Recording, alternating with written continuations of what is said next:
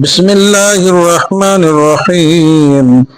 ألف لام ميم ذلك الكتاب لا ريب فيه هدى للمتقين الذين يؤمنون بالغيب ويقيمون الصلاة ومما رزقناهم ينفقون والذين يؤمنون بما أنزل إليك وما أنزل من قبلك وبالآخرة هم يوقنون أولئك على هدى من ربهم وأولئك هم المفلحون إن الذين كفروا سواء عليهم أأنذرتهم أم لم تنذرهم لا يؤمنون ختم الله على قلوبهم وعلى سمعهم وعلى أبصارهم غشاوة ولهم عذاب عظيم ومن الناس من يقول آمنا بالله وباليوم الآخر وما هم بمؤمنين يخادعون الله والذين آمنوا وما يخدعون إلا أنفسهم وما يشعرون في قلوبهم مرض فزادهم الله مرضا ولهم عذاب عليم بما كانوا يكذبون وإذا قيل لهم لا تفسدوا في الأرض قالوا إنما نحن مصلحون ألا إنهم هم المفسدون ولكن لا يشعرون وإذا قيل لهم آمنوا كما آمن الناس قالوا أنؤمن كما آمن السفهاء ألا إنهم هم السفهاء ولكن لا يعلمون وإذا لقوا الذين آمنوا قالوا آمنا وإذا خلوا إلى شياطينهم قالوا إنما نحن مستهزئون الله يستهزئ بهم ويمدهم في طغيانهم يعمهون أولئك الذين اشتروا الضلالة بالهدى فما ربحت تجارتهم وما كانوا مهتدين مثلهم كمثل الذي استوقد نارا فلما أضاءت ما حوله ذهب الله بنورهم وتركهم في ظلمات لا يبصرون صم بكم عمي فهم لا يرجعون أو كصيب من السماء فيه ظلمات ورعد وبرق يجعلون أصابعهم في آذانهم من الصواعق حذر الموت والله محيط بالكافرين يكاد البرق يخطف أبصارهم كلما أضاء لهم مشوا فيه وإذا أظلم عليهم قاموا ولو شاء الله لذهب بسمعهم وأبصارهم إن الله على كل شيء قدير يا أيها الناس اعبدوا ربكم الذي خلقكم والذين من قبلكم لعلكم تتقون الذي جعل لكم الأرض فراشا والسماء بناء وأنزل من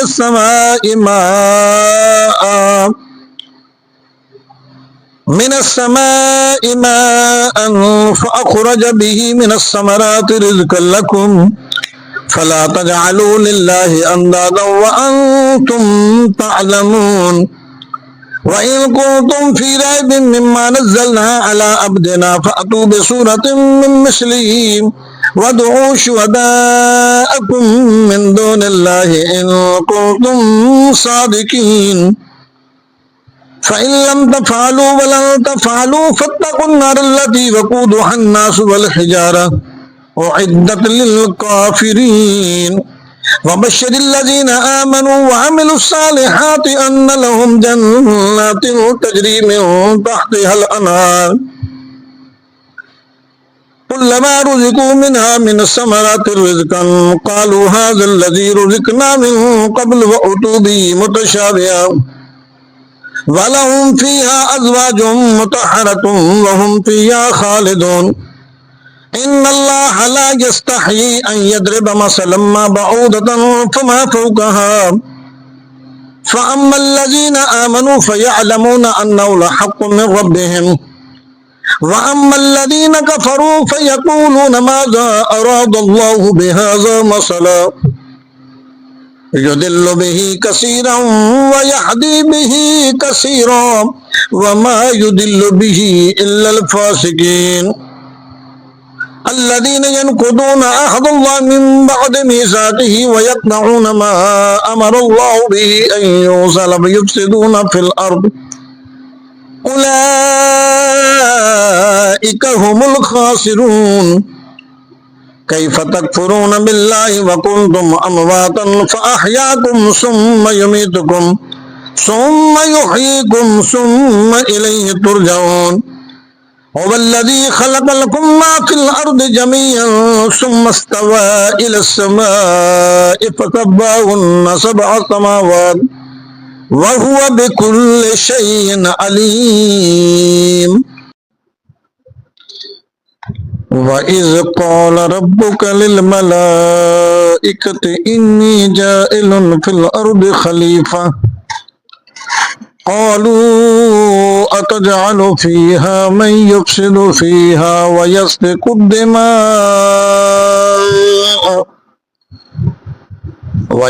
الدماء ونحن نسبح بحمدك ونقدس لك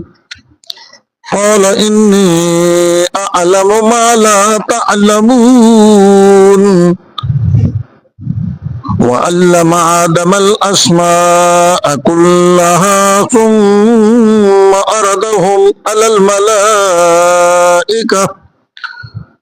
على الملائكة فقال أنبئوني بأسماء هؤلاء إن كنتم صادقين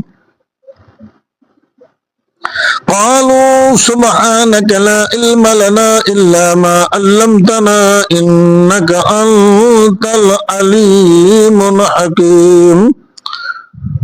قال يا آدم أنبئهم بأسمائهم فلما أنبأهم بأسمائهم قال ألم أقل لكم إني أعلم غيب السماوات والأرض وأعلم ما تبدون وما كنتم تكتمون وإذ قلنا للملائكة اسجدوا لآدم فسجدوا إلا إبليس أبى واستكبر وكان من الكافرين وقلنا يا آدم اسكن أنت وزوجك الجنة وكلا منها رغدا حيث شئتما ولا تقربا هذه الشجرة فتكونا من الظالمين فأزلهما الشيطان عنها فأخرجهما مما كان فيه وقلنا اهبطوا بعضكم لبعض عدو ولكم في الأرض مستقر ومتاع إلى حين فتلقى آدم من ربه كلمات فتاب عليه إنه هو التواب الرحيم قلنا اهبطوا منها جميعا فإما يأتينكم مني هدى فمن تبع هدايا فلا خوف عليهم ولا هم يحزنون والذين كفروا وكذبوا بآياتنا أولئك أصحاب النار هم فيها خالدون يا بني إسرائيل اذكروا نعمتي التي أنعمت عليكم وأوفوا بآدي أوف بآدكم وإياي فارهبون وآمنوا بما أنزلت مصدقا لما معكم ولا تكونوا أول كافر به ولا تشتروا بآياتي ثمنا قليلا وإياي فاتقون ولا تلبسوا الحق بالباطل وتكتموا الحق وأنتم تعلمون وأقيموا الصلاة وآتوا الزكاة واركعوا مع الراكعين أتأمرون الناس بالبر وتنسون أنفسكم وأنتم تتلون الكتاب أفلا تعقلون واستعينوا بالصبر والصلاة وإنها لكبيرة إلا على الخاشعين الذين يظنون أنهم ملاقو ربهم وأنهم إليه راجعون يا بني إسرائيل اذكروا نعمتي التي أنعمت عليكم وأني فضلتكم على العالمين واتقوا يوما لا تجزي نفس عن نفس شيئا ولا يقبل منها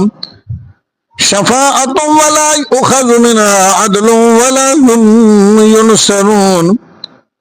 وإذ نجيناكم من آل فرعون يسومونكم سوء العذاب يذبحون أبناءكم ويستحيون نساءكم وفي ذلكم بلاء من ربكم عظيم وإذ فرقنا بكم البحر فأنجيناكم وأغرقنا آل فرعون وأنتم تنظرون وإذ وعدنا موسى 40 ليلة ثم اتخذتم العجل من بعده وأنتم ظالمون ثم عفونا عنكم من بعد ذلك لعلكم تشكرون وإذ آتينا موسى الكتاب والفرقان لعلكم تهتدون وإذ قال موسى لقومه يا قوم إنكم ظلمتم أنفسكم باتخاذكم العجل فتوبوا إلى بارئكم فاقتلوا أنفسكم ذلكم خير لكم عند بارئكم فتاب عليكم إنه هو التواب الرحيم وإذ قلتم يا موسى لن نؤمن لك حتى نرى الله جهرة فأخذتكم الصاعقة وأنتم تنظرون ثم بعثناكم من بعد موتكم لعلكم تشكرون وظللنا عليكم الغمام وأنزلنا عليكم المن والسلوى كلوا من طيبات ما رزقناكم وما ظلمونا ولكن كانوا أنفسهم يظلمون وإذ قلنا ادخلوا هذه القرية فكلوا منها حيث شئتم رغدا وادخلوا الباب سجدا وقولوا حطة نغفر لكم خطاياكم وسنزيد المحسنين فبدل الذين ظلموا قولا غير الذي قيل لهم فأنزلنا على الذين ظلموا رجزا من السماء بما كانوا يفسقون وإذ استسقى موسى لقومه فقلنا اضرب بعصاك الحجر فانفجرت من حسنة 10 عينا قد علم كل أناس مشربهم كلوا واشربوا من رزق الله ولا تعصوا في الأرض مفسدين وإذ قلتم يا موسى لن نصبر على طعام واحد فادع لنا ربك يخرج لنا مما تنبت الأرض من بقلها وقثائها وفومها وعدسها وبصلها قال تستبدلون الذي هو أدنى بالذي هو خير اهبطوا مصرا فإن لكم ما سألتم وضربت عليهم الذلة والمسكنة وباءوا بغضب من الله ذلك بأنهم كانوا يكفرون بآيات الله ويقتلون النبيين بغير الحق ذلك بما عصوا وكانوا يعتدون إن الذين آمنوا والذين هادوا والنصارى والسابئين من آمن بالله واليوم الآخر وعمل صالحا فلهم أجرهم عند ربهم ولا خوف عليهم ولا هم يحزنون وإذ أخذنا ميثاقكم ورفعنا فوقكم الطور خذوا ما آتيناكم بقوة واذكروا ما فيه لعلكم تتقون ثم توليتم من بعد ذلك فلولا فضل الله عليكم ورحمته لكنتم من الخاسرين ولقد علمتم الذين اعتدوا منكم في السبت فقلنا لهم كونوا قردة خاسئين فجعلناها نكالا لما بين يديها وما خلفها وموعظة للمتقين وإذ قال موسى لقومه إن الله يأمركم أن تذبحوا بقرة قالوا وتتخذنا هزوا قال أعوذ بالله أن أكون من الجاهلين قالوا ادع لنا ربك يبين لنا ما هي قال إنه يقول إنها بقرة لا فارض ولا بكر أوان بين ذلك فافعلوا ما تؤمرون قالوا ادع لنا ربك يبين لنا ما لونها قال إنه يقول إنها بقرة صفراء فاقع لونها تسر الناظرين قالوا ادع لنا ربك يبين لنا ما هي إن البقرة تشابه علينا وإنا إن شاء الله لمهتدون قال إنه يقول إنها بقرة لا ذلول تثير الأرض ولا تسقي الحرث مسلمة لا شية فيها قالوا الآن جئت بالحق فذبحوها وما كادوا يفعلون وإذ قتلتم نفسا فادارأتم فيها والله مخرج ما كنتم تكتمون فقلنا اضربوه ببعضها كذلك يحيي الله الموتى ويريكم آياته لعلكم تعقلون ثم قست قلوبكم من بعد ذلك فهي كالحجارة أو أشد قسوة وإن من الحجارة لما يتفجر منه الأنهار وإن منها لما يشقق فيخرج منه الماء وإن منها لما يهبط من خشية الله وما الله بغافل عما تعملون أفتطمعون أن يؤمنوا لكم وقد كان فريق منهم يسمعون كلام الله ثم يحرفونه من بعد ما أقلوه وهم يعلمون وإذا لقوا الذين آمنوا قالوا آمنا وإذا خلا بعضهم إلى بعض قالوا أتحدثونهم بما فتح الله عليكم ليحاجوكم به عند ربكم أفلا تعقلون أولا يعلمون أن الله يعلم سركم أولا يعلمون أن الله يعلم ما يسرون وما يعلنون ومنهم أميون لا يعلمون الكتاب إلا أماني وإنهم إلا يظنون فويل للذين يكتبون الكتاب بأيديهم ثم يقولون هذا من عند الله ليشتروا به ثمنا قليلا فويل لهم مما كتبت أيديهم وويل لهم مما يكسبون وقالوا لن تمسنا النار إلا أياما معدودة قل أتخذتم عند الله أحدا فلن يخلف الله عهده أم تقولون على الله ما لا تعلمون بلى من كسب سيئة وأحاطت به خطيئته فأولئك أصحاب النار هم فيها خالدون والذين آمنوا وعملوا الصالحات أولئك أصحاب الجنة هم فيها خالدون. وَإِذْ أَخَذْنَا مِيثَاقَ بَنِي إِسْرَائِيلَ لَا تَعْبُدُونَ إِلَّا اللَّهَ وَبِالْوَالِدَيْنِ إِحْسَانًا وَذِي الْقُرْبَى وَالْيَتَامَى وَالْمَسَاكِينِ وَقُولُوا لِلنَّاسِ حُسْنًا وَأَقِيمُوا الصَّلَاةَ وَآتُوا الزَّكَاةَ ثُمَّ تَوَلَّيْتُمْ إِلَّا قَلِيلًا مِنْكُمْ وَأَنْتُمْ مُعْرِضُونَ وَإِذْ أَخَذْنَا مِيثَاقَكُمْ لَا تَسْفِكُونَ دِمَاءَكُمْ وَلَا تُخْرِجُونَ أَنْفُسَكُمْ مِنْ دِيَارِكُمْ ثُمَّ أَقْرَرْتُمْ وَأَنْتُمْ تَشْهَدُونَ ثم أنتم هؤلاء تقتلون أنفسكم وتخرجون فريقا منكم من ديارهم تظاهرون عليهم بالإثم والعدوان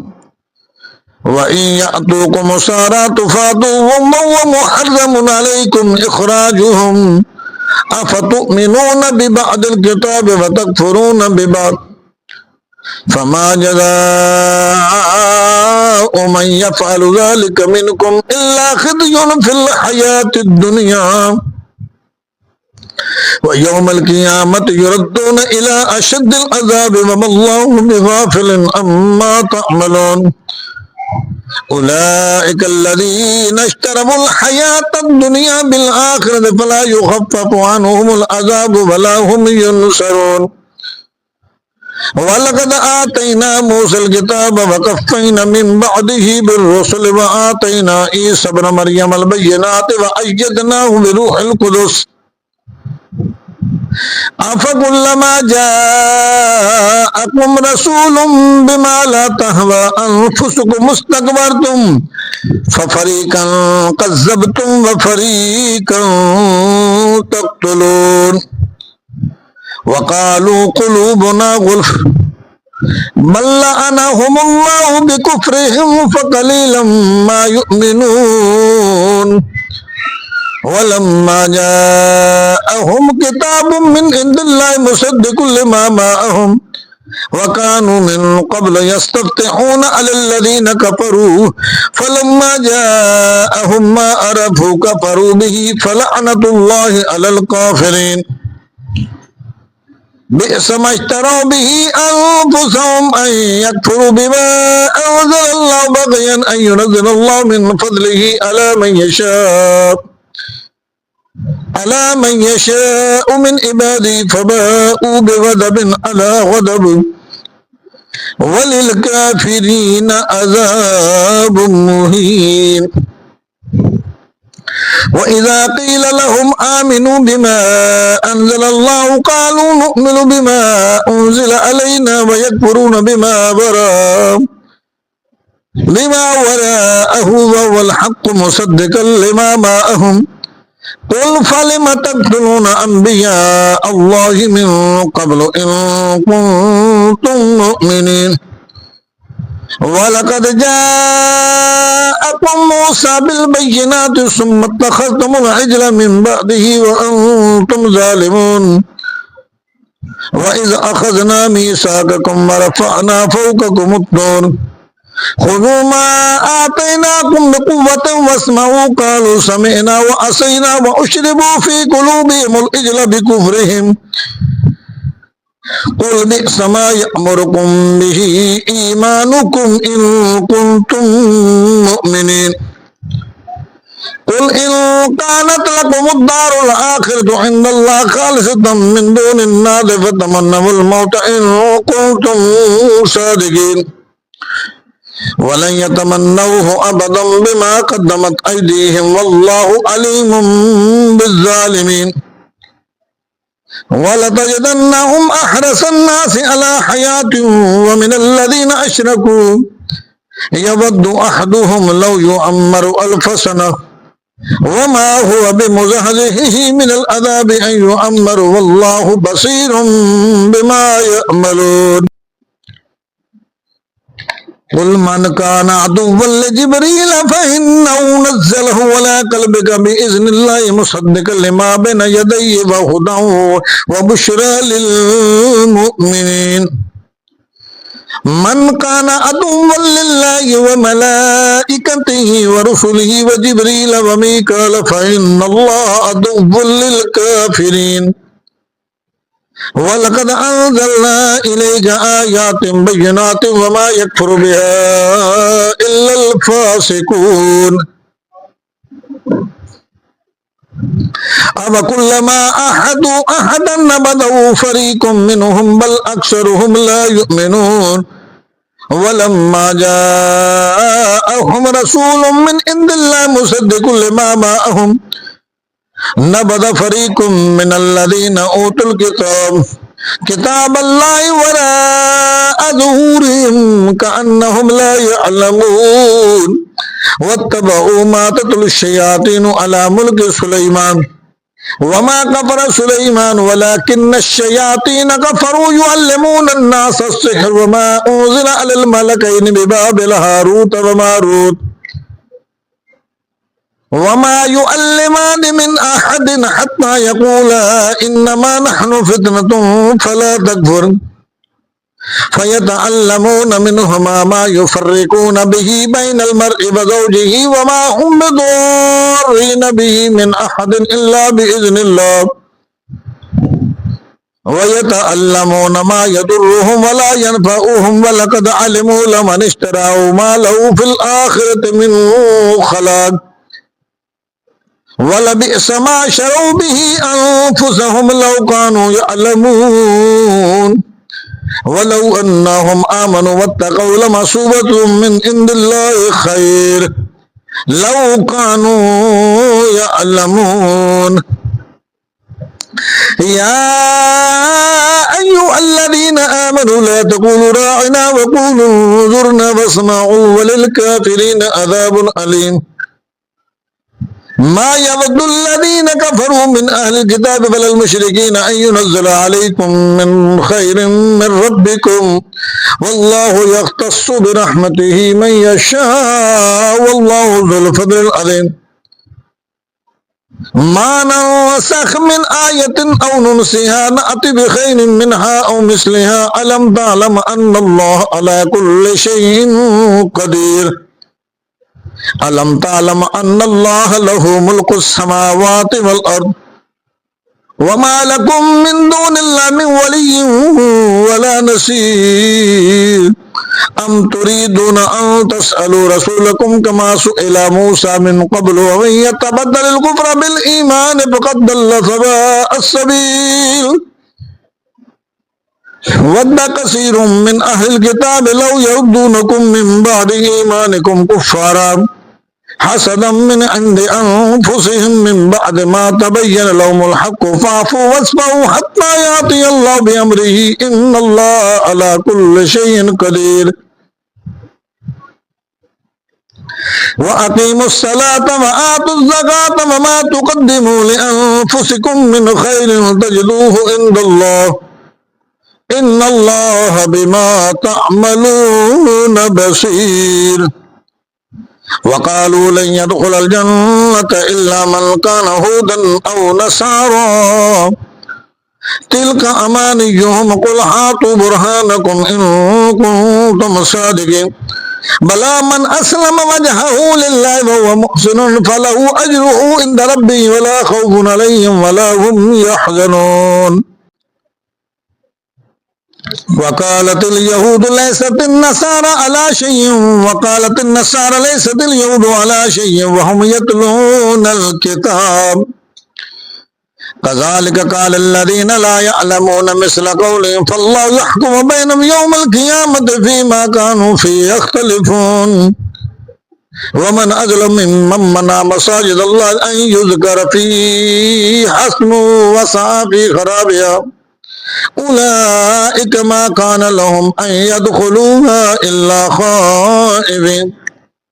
لهم في الدنيا خزي ولهم في الآخرة عذاب عظيم ولله المشرق والمغرب فإنما تولوا فثم وجه الله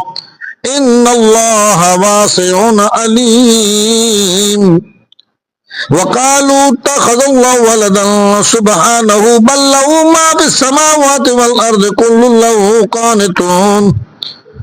بديع السماوات والأرض وإذا قضى أمرا فإنما يقول له كن فيكون وقال الذين لا يعلمون لولا يكلمنا الله أو تأتينا آية كذلك قال الذين من قبلهم مثل قولهم تشابهت قلوبهم قد بينا الآيات لقوم يوقنون إنا أرسلناك بالحق بشيرا ونذيرا ولا تسأل عن أصحاب الجحيم ولن ترضى عنك اليهود ولا النصارى حتى تتبع ملتهم قل إن هدى الله هو الهدى ولئن اتبعت آباءهم بعد الذي جاءك من العلم ما لك من الله من ولي ولا نذير الذين آتيناهم الكتاب يتلونه حق تلاوته أولئك يؤمنون به ومن يكفر به فأولئك هم الخاسرون يا بني إسرائيل اذكروا نعمتي التي أنعمت عليكم وأني فضلتكم على العالمين واتقوا يوما لا تجزي نفس عن نفس شيئا ولا يقبل منها عدل ولا تنفعها شفاعة ولا هم ينصرون وإذ ابتلى إبراهيم ربه بكلمات فتاب عليه وإذ ابتلى إبراهيم ربه بكلمات فأتمهن قال إني جاعلك للناس إماما قال فمن ذريتي قال لا ينال عهد الظالمين وإذ جعلنا البيت مثابة للناس وأمنا واتخذوا من مقام إبراهيم مصلى وعهدنا إلى إبراهيم وإسماعيل أن طهرا بيتي للطائفين والعاكفين والركع السجود وإذ قال إبراهيم رب اجعل هذا بلدا آمنا وارزق أهله من الثمرات من آمن منهم بالله واليوم الآخر قال ومن كفر فأمتعه قليلا ثم أضطره إلى عذاب النار وبئس المصير وإذ يرفع إبراهيم القواعد من البيت وإسماعيل ربنا تقبل منا إنك أنت السميع العليم ربنا واجعلنا مسلمين لك ومن ذريتنا أمة مسلمة لك وأرنا مناسكنا وتب علينا إنك أنت التواب الرحيم ربنا وابعث فيهم رسولا منهم يتلو عليهم آياتك ويعلمهم الكتاب والحكمة ويزكيهم إنك أنت العزيز الحكيم ومن يرغب عن ملة إبراهيم إلا من سفي نفسه ولقد اصطفيناه في الدنيا وإنه في الآخرة لمن الصالحين إذ قال له ربه أسلم قال أسلمت لرب العالمين ووصى بها إبراهيم بنيه ويعقوب يا بني إن الله اصطفى لكم الدين فلا تموتن إلا وأنتم مسلمون أم كنتم شهداء إذ حضر يعقوب الموت إذ قال لبنيه ما تعبدون من بعدي قالوا نعبد إلهك وإله آبائك إبراهيم وإسماعيل وإسحاق إله واحدا ونحن له مسلمون تلك أمة قد خلت لها ما كسبت ولكم ما كسبتم ولا تسألون عما كانوا يعملون وقالوا كونوا هودا أو نصارى تهتدوا قل بل ملة إبراهيم حنيفا وما كان من المشركين قولوا آمنا بالله وما أنزل إلينا وما أنزل إلى إبراهيم وإسماعيل وإسحاق ويعقوب والأسباط وما أوتي موسى وعيسى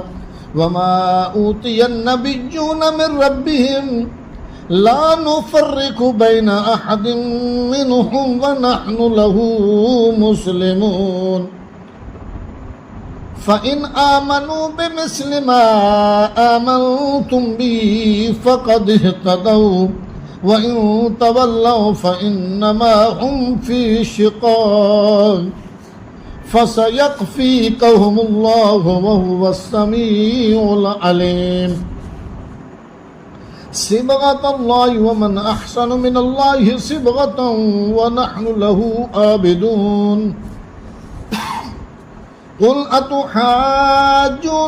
في الله وهو ربنا وربكم ولنا أعمالنا ولكم أعمالكم ونحن له مخلصون أم تقولون إن إبراهيم وإسماعيل وإسحاق ويعقوب والأسباط كانوا هودا أو نصارى قل أأنتم أعلم أم الله ومن أظلم ممن كتم شهادة عنده من الله وما الله بغافل عما تعملون تلك أمة قد خلت لها ما كسبت ولكم ما كسبتم ولا تسألون عما كانوا يعملون سيقول السفهاء من الناس ما ولاهم عن قبلتهم التي كانوا عليها قل لله المشرق والمغرب يهدي من يشاء إلى صراط مستقيم وكذلك جعلناكم أمة وسطا لتكونوا شهداء على الناس ويكون الرسول عليكم شهيدا وما جعلنا القبلة التي كنت عليها إلا لنعلم من يتبع الرسول ممن ينقلب على عقبيه وإن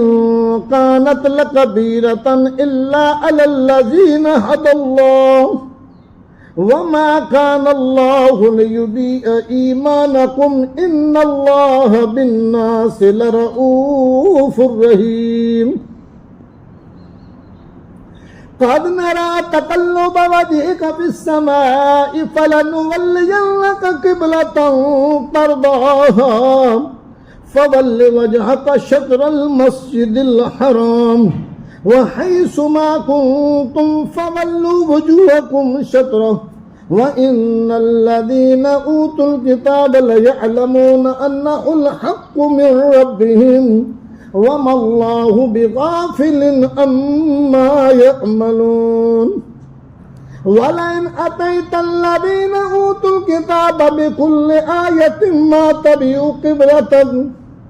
وما أنت بتابع قبلتهم وما بعضهم بتابع قبلة بعض ولئن اتبعت آباءهم من بعد ما جاءك من العلم إنك إذا لمن الظالمين الذين آتيناهم الكتاب يعرفونه كما يعرفون أبناءهم وإن فريقا منهم ليكتمون الحق وهم يعلمون الحق من ربك فلا تكونن من الممترين ولكل وجهة هو موليها فاستبقوا الخيرات أينما تكونوا يأت بكم الله جميعا إن الله على كل شيء قدير ومن حيث خرجت فول وجهك شطر المسجد الحرام وإنه للحق من ربك وما الله بغافل عما تعملون ومن حيث خرجت فول وجهك شطر المسجد الحرام وحيث ما كنتم فولوا وجوهكم شطره لئلا يكون للناس عليكم حجة إلا الذين ظلموا منهم فلا تخشوهم واخشوني ولأتم نعمتي عليكم ولعلكم تهتدون كما أرسلنا فيكم رسولا منهم يتلو عليكم آياتنا ويزكيكم ويعلمهم الكتاب والحكمة ويعلمكم ما لم تكونوا تعلمون فاذكروني أذكركم واشكروا لي ولا تكفرون يا أيها الذين آمنوا استعينوا بالصبر والصلاة إن الله مع الصابرين ولا تقولوا لمن يقتل في سبيل الله أموات بل أحياء ولكن لا تشعرون ولنبلونكم بشيء من الخوف والجوع ونقص من الأموال والأنفس والثمرات وبشر الصابرين الذين إذا أصابتهم مصيبة قالوا إنا لله وإنا إليه راجعون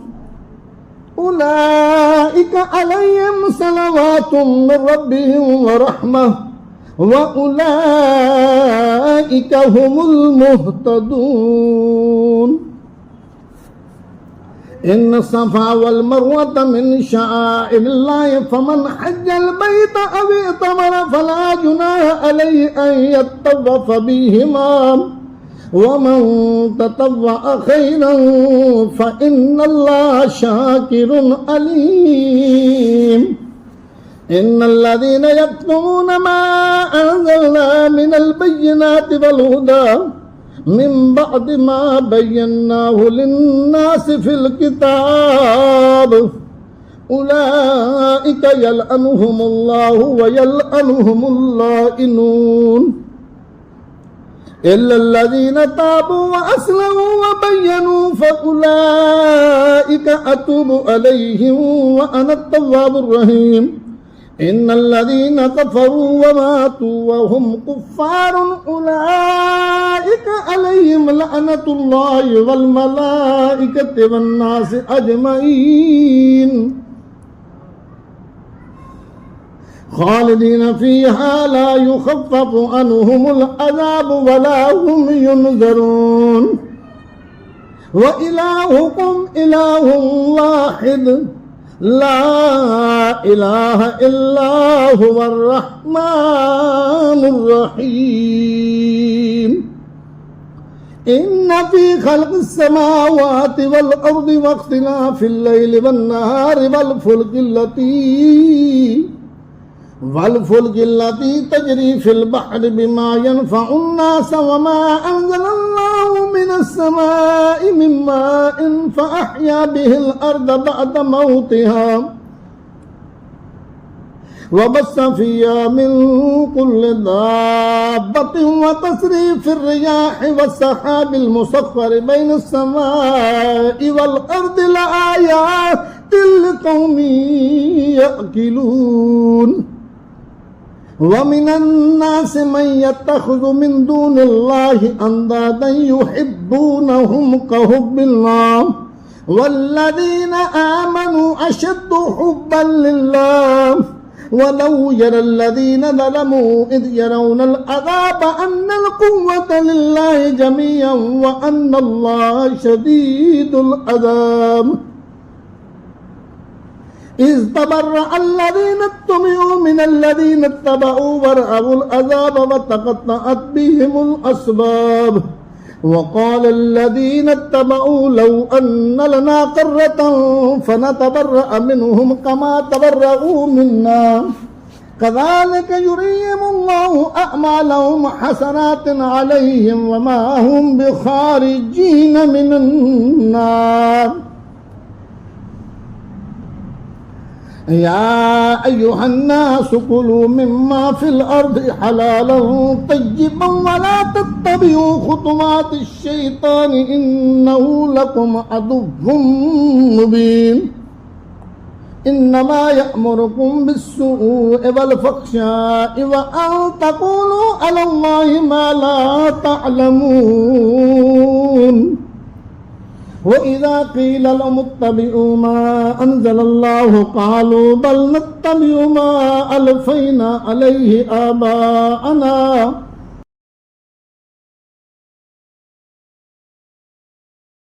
أولو كان آباؤهم لا يعقلون شيئا ولا يهتدون ومثل الذين كفروا كمثل الذي جمع بما لا يسمع إلا دعاء ونداء صم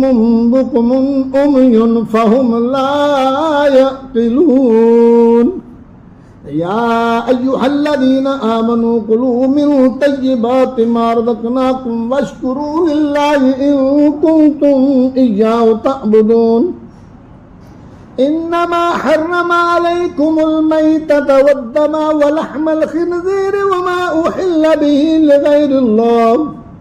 فمن اضطر غير باغ ولا عاد فلا إثم عليه إن الله غفور رحيم إن الذين يكتمون ما أنزل الله من الكتاب ويشترون به ثمنا قليلا أولئك ما يأكلون في بطونهم إلا النار ولا يكلمهم الله يوم القيامة ولا يزكيهم ولهم عذاب أليم أولئك الذين اشتروا الضلالة بالهدى والعذاب بالمغفرة فما أصبرهم على النار ذلك بأن الله نزل الكتاب بالحق وإن الذين اختلفوا في الكتاب لفي شقاق بعيد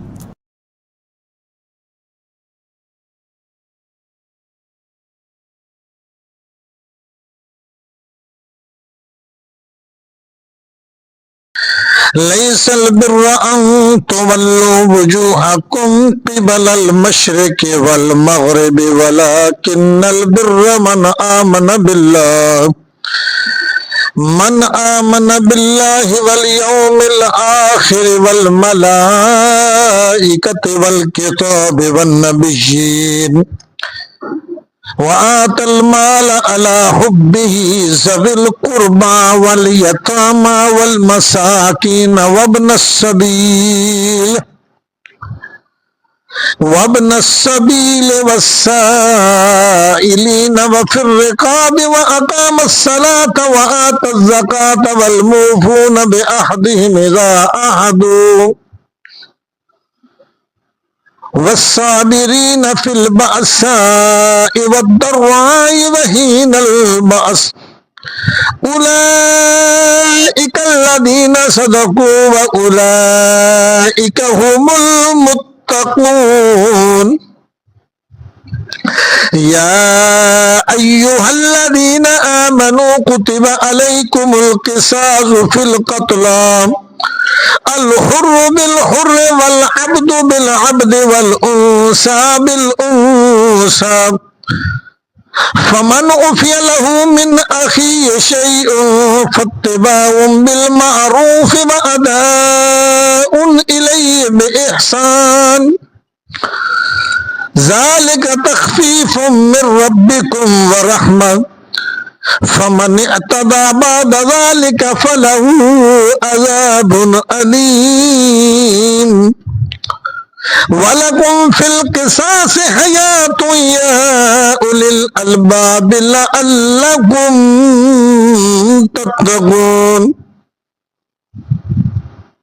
كتب عليكم إذا حضر أحدكم الموت إن ترك خيرا الوصية للوالدين والأقربين بالمعروف حقا على المتقين فمن بدله بعدما سمعه فإنما اسمه على الذين يبدلونه إن الله سميع عليم فمن خاف من موص جنفا أو إثما فأصلح بينهم فلا إثم عليه إن الله غفور رحيم يا أيها الذين آمنوا كتب عليكم الصيام كما كتب على الذين من قبلكم لعلكم تتقون أياما معدودات فمن كان منكم مريضا أو على سفر فعدة من أيام أخر وعلى الذين يطيقونه فدية طعام مسكين فمن تطوع خيرا فهو خير له وأن تصوموا خير لكم إن كنتم تعلمون شهر رمضان الذي أنزل فيه القرآن هدى للناس وبينات من الهدى والفرقان فمن شهد منكم الشهر فليصمه ومن كان مريضا أو على سفر فعدة من أيام أخر يريد الله بكم اليسر ولا يريد بكم العسر ولتكملوا العدة ولتكبروا الله على ما هداكم ولعلكم تشكرون وإذا سألك عبادي أني فإني قريب أجيب دعوة الداع إذا دعاني فليستجيبوا لي وليؤمنوا بي لعلهم يرشدون أحل لكم ليلة الصيام الرفث إلى نسائكم هن لباس لكم وأنتم لباس لهن علم الله أنكم كنتم تختانون أنفسكم فتاب عليكم وعفى عنكم فالآن باشروهن وابتغوا ما كتب الله لكم وكلوا واشربوا حتى يتبين لكم الخيط الأبيض من الخيط الأسود من الفجر ثم أتموا الصيام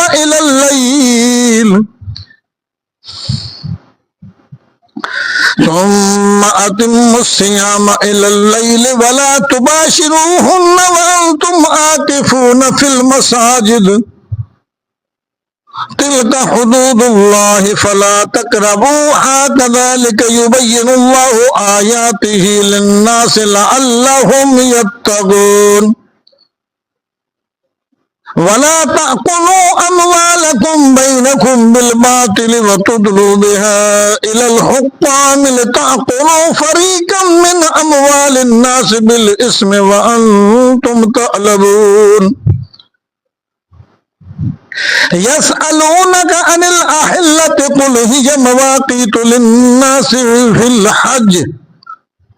يسألونك عن الأحلة قل هي مواقيت للناس والحج وليس البر بأن تأتوا البيوت من ظهورها ولكن البر من اتقى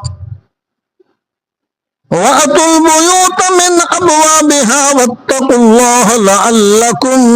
تفلحون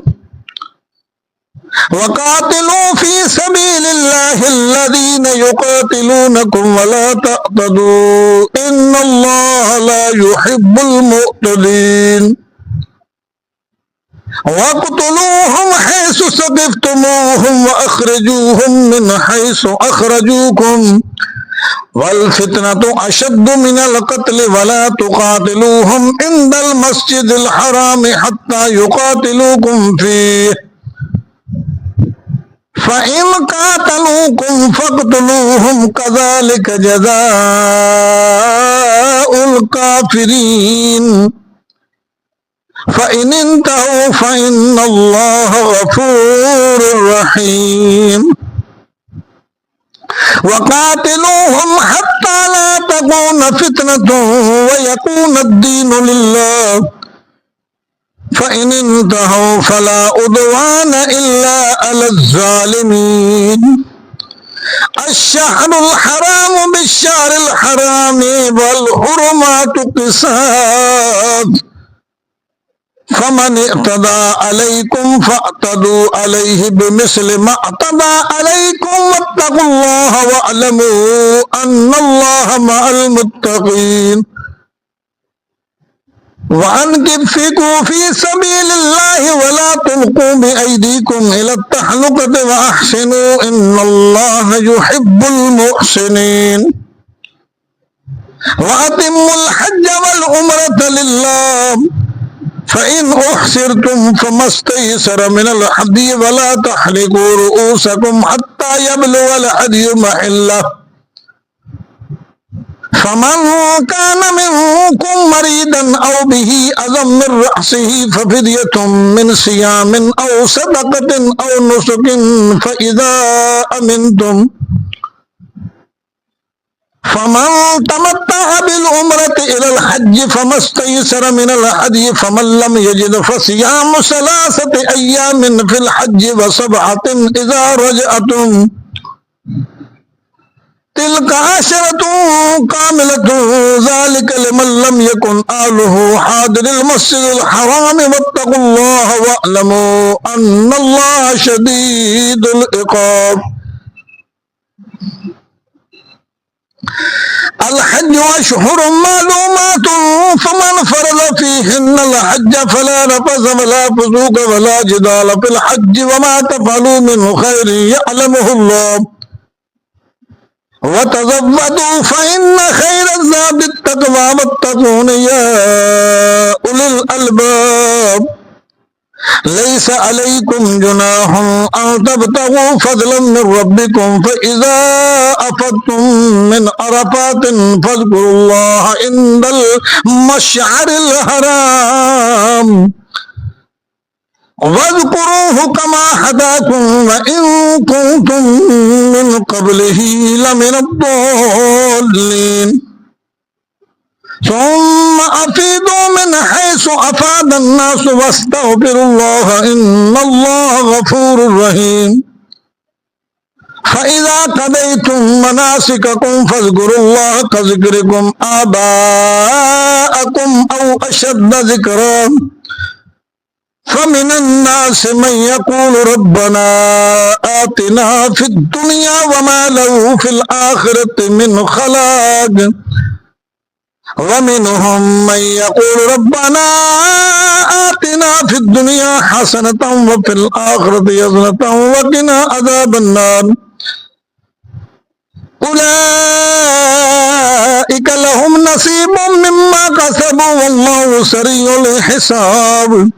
واذكروا الله في أيام معدودات فمن تعجل في يومين فلا إثم عليه ومن تأخر فلا إثم عليه لمن اتقى واتقوا الله واعلموا أنكم إليه تحشرون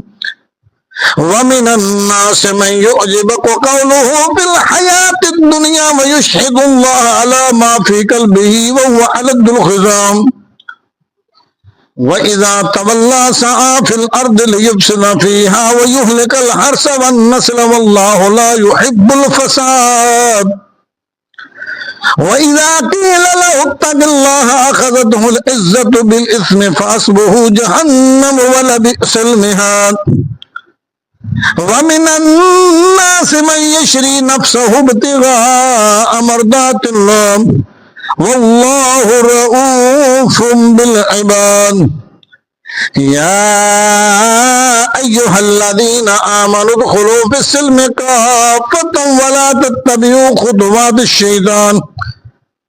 إنه لكم عدو مبين فإن ضللتم من بعد ما جاءتكم البينات فاعلموا أن الله عزيز حكيم هل ينظرون إلا أن يأتيهم الله في ظلل من الغمام والملائكة وقضي الأمر وإلى الله ترجع الأمور يعملون سل بني إسرائيل كم آتيناهم من آية بينة ومن يبدل نعمة الله من بعد ما جاءته فإن الله شديد العقاب زين للذين كفروا الحياة الدنيا ويسخرون من الذين آمنوا والذين اتقوا فوقهم يوم القيامة والله يرزق من يشاء بغير حساب كان الناس أمة واحدة فبعث الله النبيين مبشرين ومنذرين وأنزل معهم الكتاب بالحق ليحكم بين الناس فيما اختلفوا فيه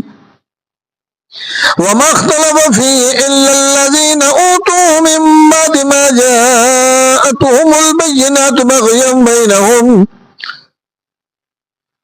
فهدى الله الذين آمنوا لما اختلفوا فيه من الحق بإذنه والله يهدي من يشاء إلى صراط مستقيم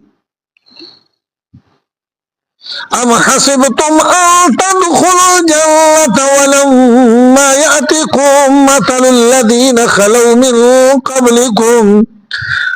مستهم البأساء والضراء وزلزلوا حتى يقول الرسول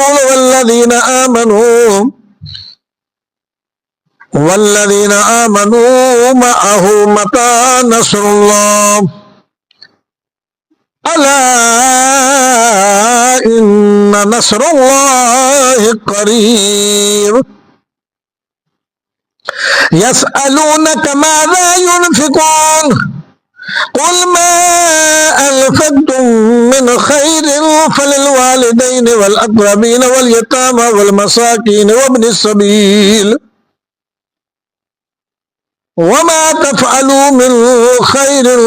فإن الله به عليم كتب عليكم القتال وهو كره لكم وعسى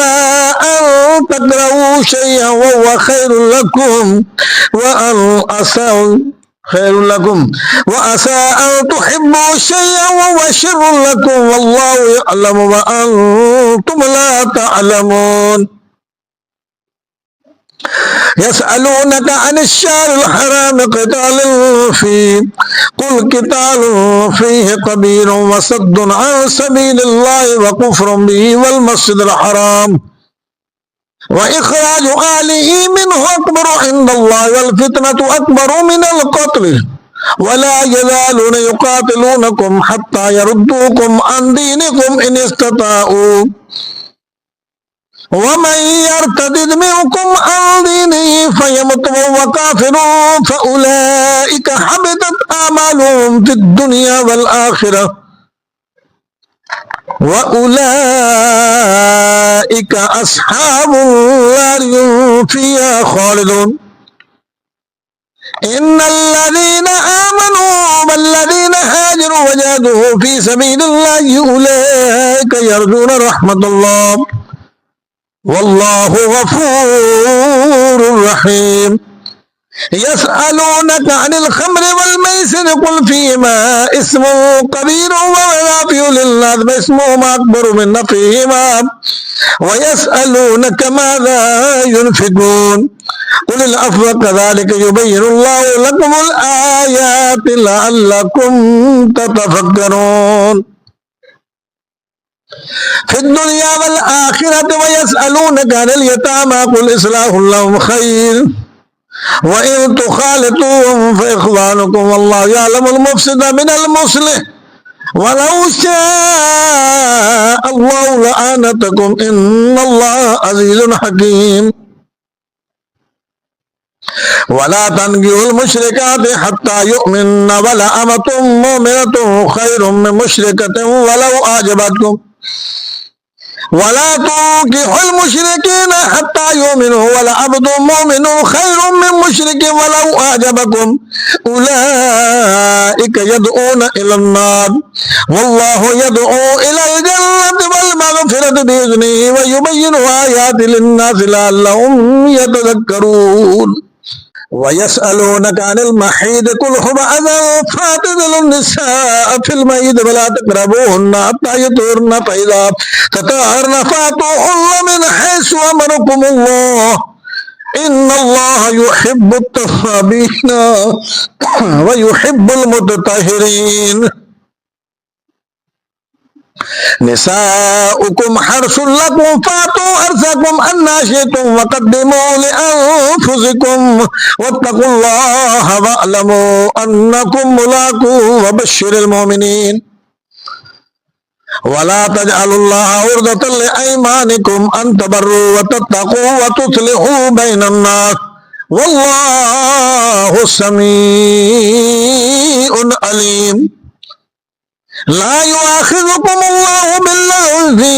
أيمانكم ولكن يؤاخذكم بما كسبت قلوبكم والله غفور حليم للذين يؤلون من نسائهم تربص 4 أشهر فإن فاءوا فإن الله غفور رحيم وإن عزموا الطلاق فإن الله سميع عليم والمطلقات يتربصن بأنفسهن 3 قروء ولا يحل لهن أن يكتمن ما خلق الله في أرحامهن إن كن يؤمن بالله واليوم الآخر وبعولتهن أحق بردهن في ذلك إن أرادوا إصلاحا ولهن مثل الذي عليهن بالمعروف وللرجال عليهن درجة والله عزيز حكيم الطلاق 2 فإمساك بمعروف أو تسريح بإحسان ولا يحل لكم أن تأخذوا مما آتيتموهن شيئا إلا أن يخافا ألا يقيما حدود الله فإن خفتم ألا يقيما حدود الله فلا جناح عليهما فيما افترت به تلك حدود الله فلا تعتدوها ومن يتعد حدود الله فأولئك هم الظالمون فإن طلقها فلا تحل له من بعد حتى تنكح زوجا غيره فإن طلقها فلا جناح عليهما أن يتراجعا إن ظنا أن يقيما حدود الله وتلك حدود الله يبينها لقوم يعلمون وإذا طلقتم النساء فبلغن أجلهن فأمسكوهن بمعروف أو سرحوهن بمعروف ولا تمسكوهن ضرارا لتعتدوا ومن يفعل ذلك فقد ظلم نفسه ولا تتخذوا آيات الله هزوا واذكروا نعمة الله عليكم وما أنزل عليكم من الكتاب والحكمة يعظكم به واتقوا الله واعلموا أن الله بكل شيء عليم وإذا طلقتم النساء فبلغن أجلهن فلا تعضلوهن أن ينكحن أزواجهن إذا تراضوا بينهم بالمعروف ذلك يوعظ به من كان منكم يؤمن بالله واليوم الآخر ذلكم أزكى لكم وأطهر والله يعلم وأنتم لا تعلمون والوالدات يرضعن أولادهن حولين كاملين لمن أراد أن يتم الرضاعة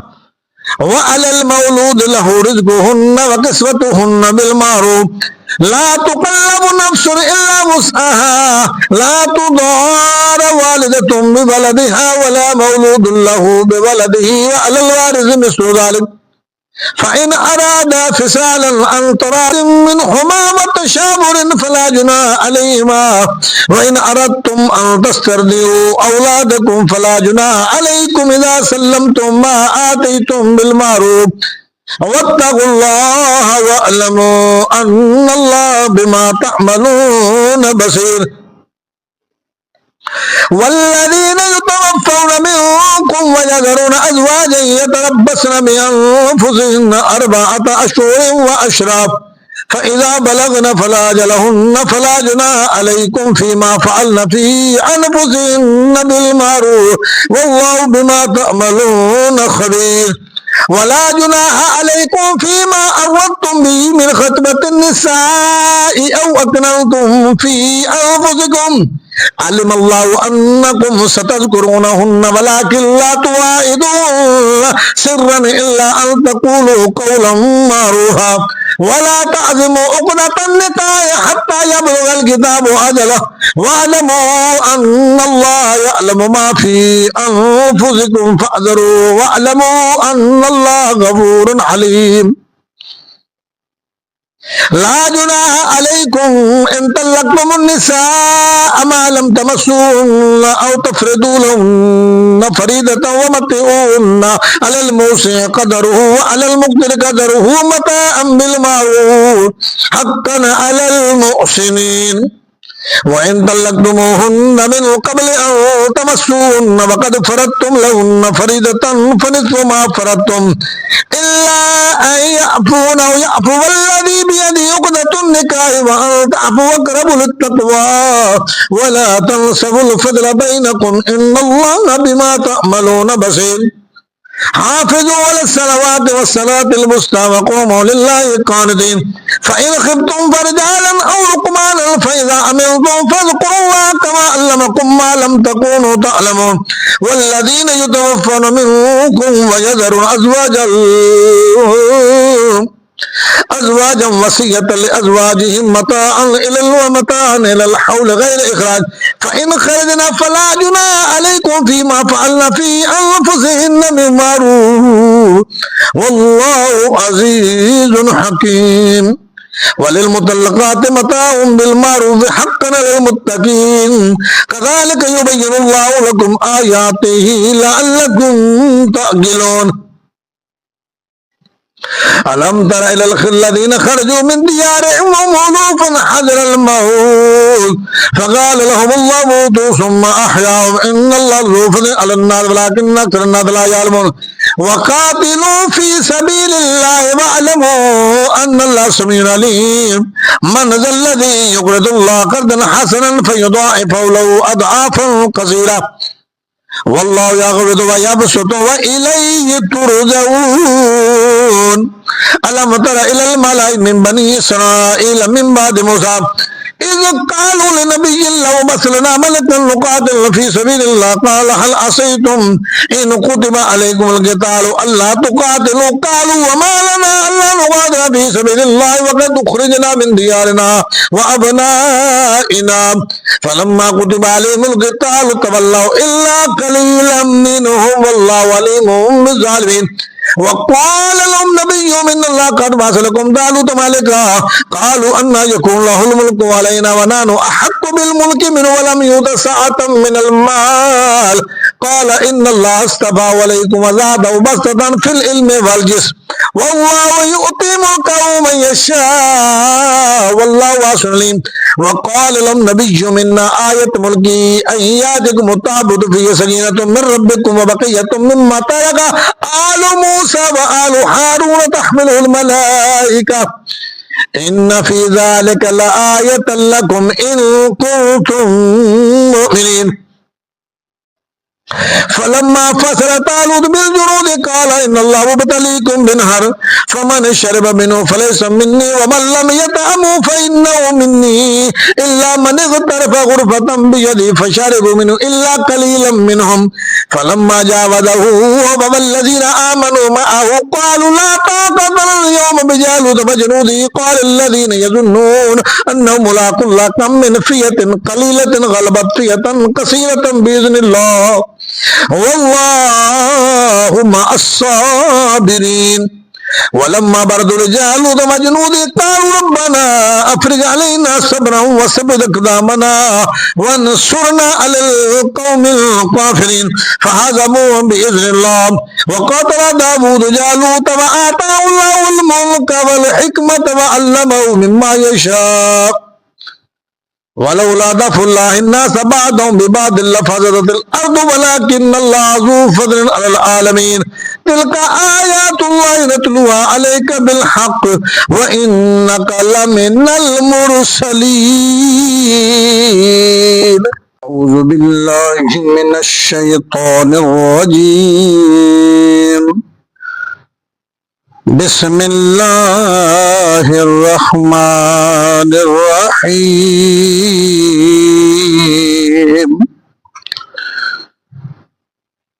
تلك الرسل فضلنا بعضهم على بعض منهم من كلم الله ورفع بعضهم درجات وآتينا عيسى ابن مريم البينات وأيدناه بروح القدس ولو شاء الله ما اقتتل الذين من بعدهم من بعد ما جاءتهم البينات ولكن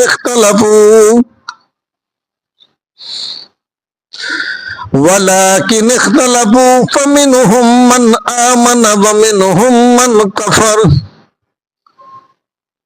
ولو شاء الله ما اقتتلوا ولكن الله يفعل ما يريد. يا أيها الذين آمنوا أنفقوا مما رزقناكم من قبل أن يأتي يوم لا بيع فيه ولا خلة ولا شفاعة والكافرون هم الظالمون. الله لا إله إلا هو الحي القيوم لا تأخذه سنة ولا نوم له ما في السماوات وما في الأرض من ذا الذي يشفع عنده إلا بإذنه يعلم ما بين أيديهم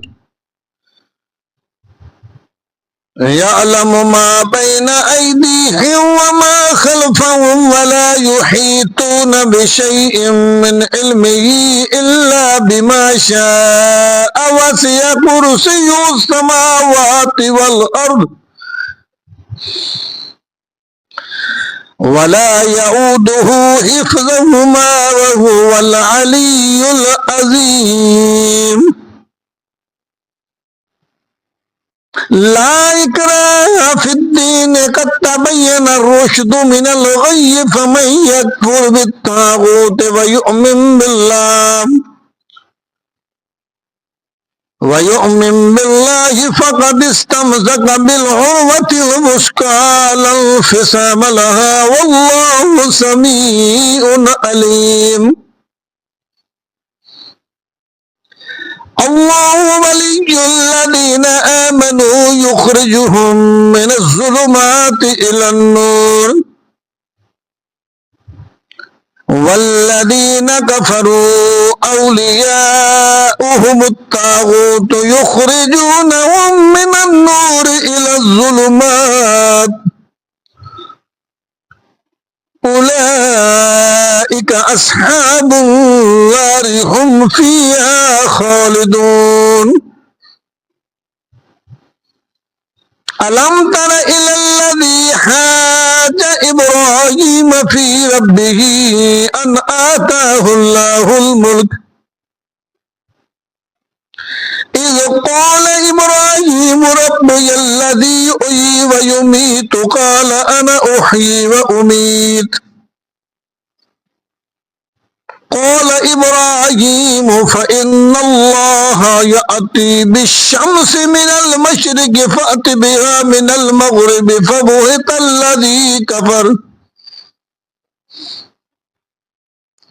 والله لا يهدي القوم الظالمين. أو كالذي مر على قرية وهي خاوية على عروشها قال أنى يحيي هذه الله بعد موتها فأماته الله 100 عام ثم بعثه قال كم لبثت قال لبثت يوما أو بعد يوم قال بل لبثت 100 عام فانظر إلى طعامك وشرابك لم يتسنه وانظر إلى حمارك ولنجعلك آية للناس وانظر إلى العظام كيف ننشدها ثم نكسوها لحما فلما تبين له قال أعلم أن الله على كل شيء قدير.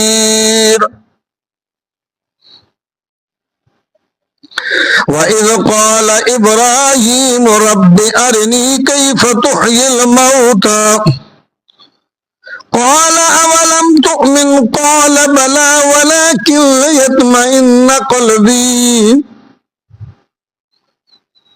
قال فخذ 4 من الطير فصرهن إليك ثم اجعل على كل جبل منهن جزءا ثم ادعهن يأتينك سعيا واعلم أن الله عزيز حكيم. مثل الذين ينفقون أموالهم في سبيل الله كمثل حبة أنبتت 7 سنابل في كل سنبلة 100 حبة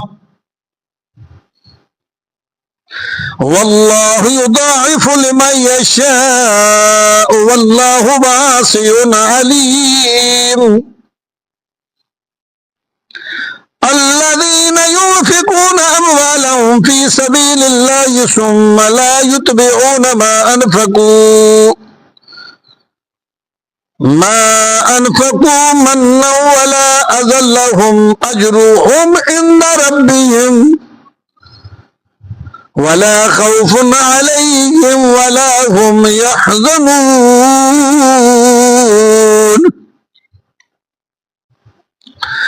قول معروف ومغفرة خير من صدقة يتبعها أذى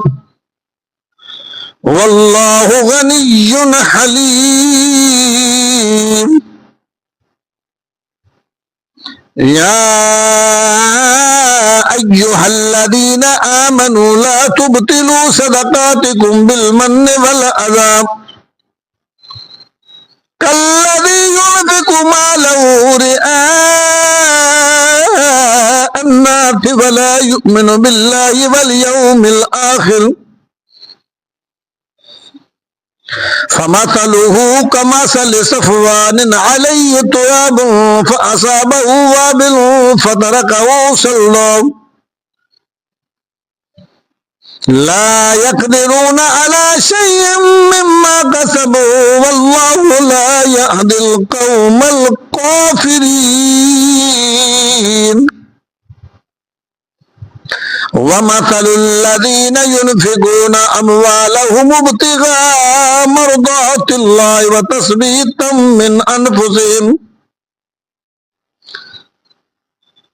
من أنفسهم كمثل جنة بربوة أصابها وابل فآتت أكلها ضعفين فإن لم يصبها وابل فتل والله بما تعملون بصير. أيود أحدكم أن تكون له جنة من نخيل وأعناب تجري من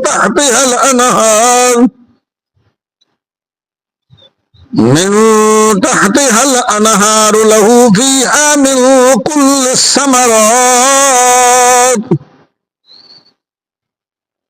وأصابه الكبر وله ذرية ضعفاء فأصابها إعصار فيه نار فاحترقت कज़ालिक युबय्यिनुल्लाहु लकुमुल आयाति लअल्लकुम ततफक्करून।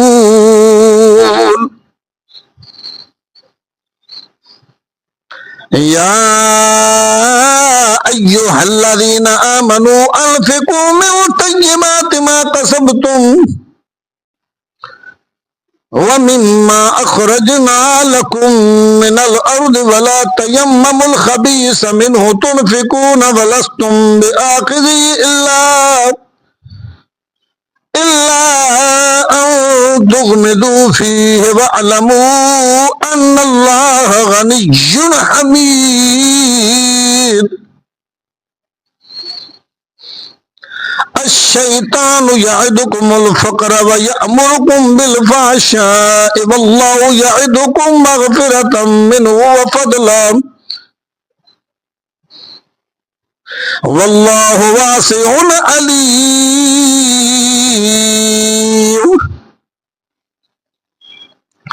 यु'तिल हिकमत मन यशाअ व मन यु'तल हिकमत फ़क़द उतिया खैरन कसीरा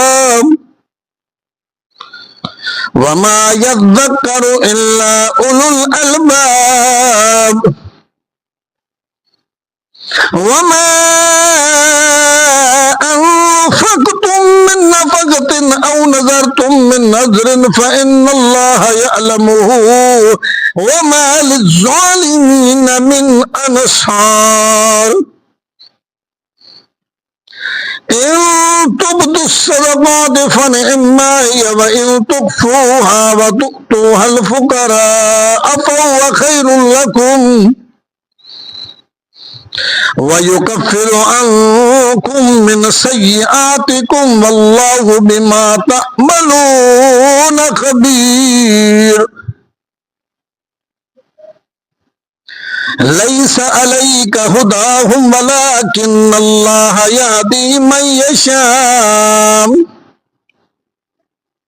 वमा तुनफ़िक़ू मिन खैरिन फ़लिअन्फ़ुसिकुम वमा तुनफ़िक़ून इल्ला इब्तिग़ाअ वजहिल्लाह वमा तुनफ़िक़ू मिन खैरिन युवफ़्फ़ा इलैकुम व अंतुम ला तुज़लमून। लिलफ़ुक़राइल्लज़ीना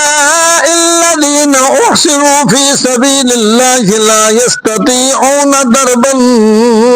फ़िल अर्दि यहसबुहुमुल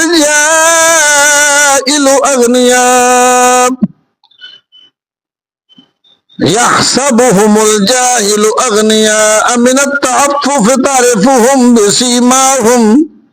ला यसअलूना अन्नास इल्हाफ़ा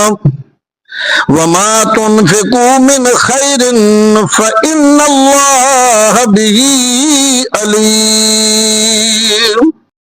अल्लज़ीना युनफ़िक़ूना अम्वालहुम बिल्लैलि वन्नहारि सिर्रन व अलानियतन फ़लहुम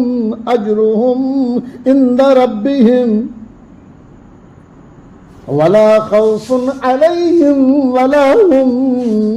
यहज़नून। अल्लज़ीना यअकुलूना अर्रिबा ला यक़ूमूना इल्ला कमा यक़ूमुल्लज़ी यतख़ब्बतुहु अश-शैतानु मिनल मस ज़ालिका बिअन्नहुम क़ालू इन्नमल बैउ मिस्लुर-रिबा व अहल्लल्लाहुल बैअ व हर्रमर-रिबा फ़मन जाअहु मौइज़तुम मिन रब्बिही फ़ंतहा फ़लहु मा सलफ़ व अम्रुहु इलल्लाह व मन आद फ़उलाइका अस्हाबुन नारि हुम फ़ीहा ख़ालिदून। यमहकुल्लाहु अर्रिबा व युर्बिस सदक़ाति वल्लाहु ला युहिब्बु कुल्ला कफ़्फ़ारिन असीम। إن الذين آمنوا وعملوا الصالحات وأقاموا الصلاة وآتوا الزكاة لهم أجرهم عند ربهم ولا خوف عليهم ولا هم يحزنون يا أيها الذين آمنوا اتقوا الله وذروا ما بقي من الربا إن كنتم مؤمنين فإن لم تفعلوا فأذنوا بحرب من الله ورسوله وإن تبتم فلكم رؤوس أموالكم لا تظلمون ولا تظلمون وإن كان ذو أسرة فنظرة إلى ميسرة وأن تصدقوا خير لكم إن كنتم تعلمون واتقوا يوما ترجعون فيه إلى الله ثم توفى كل نفس ما كسبت وهم لا يظلمون يا أيها الذين آمنوا إذا تداينتم بدين إلى أجل مسمى فاكتبوه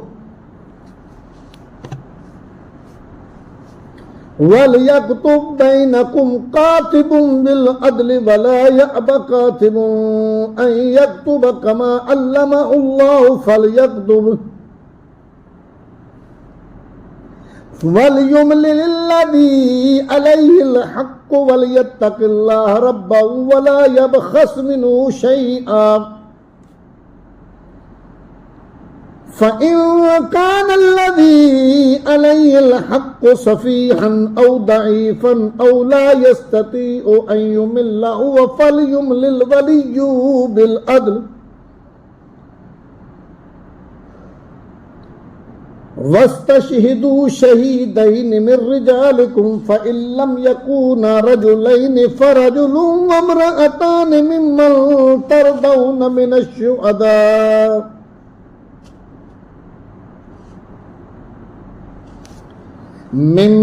ترضون من الشهداء أن تضل إحداهما فتذكر إحداهما الأخرى ولا يأبى الشهداء إذا ما دعوا ولا تسأموا أن تكتبوا صغيرا أو كبيرا إلى أجله ذلكم أقسط عند الله وأقوم للشهادة وأدنى ألا ترتابوا إلا أن تكون تجارة حاضرة تديرونها بينكم فليس عليكم جناح ألا تكتبوها وأشهدوا إذا تبايعتم ولا يضار كاتب ولا شهيد وإن تفعلوا فإنه فسوق بكم واتقوا الله ويعلمكم الله والله بكل شيء عليم وإن كنتم على سفر ولم تجدوا كاتبا فرهان مقبوضة فإن أمن بعضكم بعضا فليؤدي الذي اؤتمن أمانته وليتق الله ربه ولا تكتموا الشهادة ومن يكتمها فإنه آثم قلبه والله بما تعملون عليم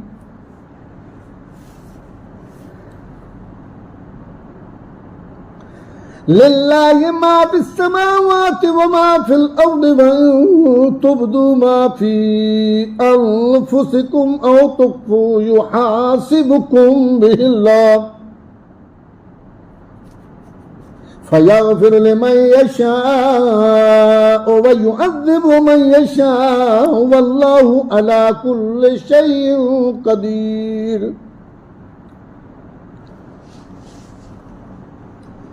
آمن الرسول بما أنزل إليه من ربه والمؤمنون كل آمن بالله وملائكته وكتبه ورسله لا نفرق بين أحد من رسله وقالوا سمعنا وأطعنا غفرانك ربنا وإليك المصير.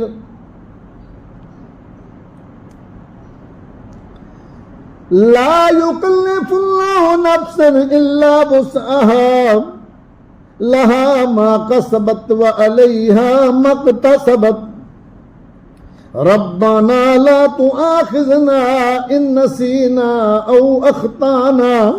ربنا ولا تحمل علينا إصرا كما حملته على الذين من قبلنا ربنا ولا تحملنا ما لا طاقة لنا به واعف عنا واغفر لنا وارحمنا أنت مولانا فانصرنا على القوم الكافرين.